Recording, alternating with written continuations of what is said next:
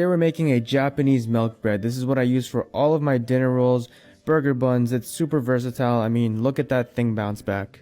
Start by activating your yeast in water, then in a saucepan combine flour, water, and milk. Cook that down until it's a paste, and that's your tangzong. Combine that with your yeast mixture along with the rest of the ingredients here and mix. Once a dough ball forms, add softened butter 1 tablespoon at a time until combined. Once your dough has doubled in size, split them up about 75 grams each, give them some space, and rest another 45 minutes. Brush with egg wash, then throw it into the oven for 20 minutes. They should come out perfectly golden brown like this.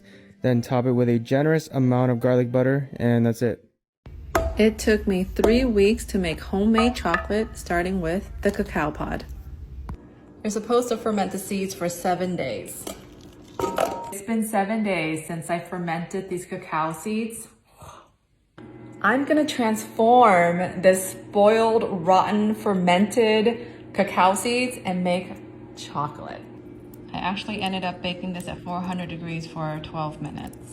Once you remove these outer shells, you're left with cacao nibs.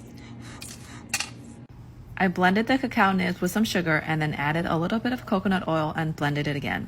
Freeze for about 30 minutes, and there you have real homemade dark chocolate. Should I make milk chocolate next?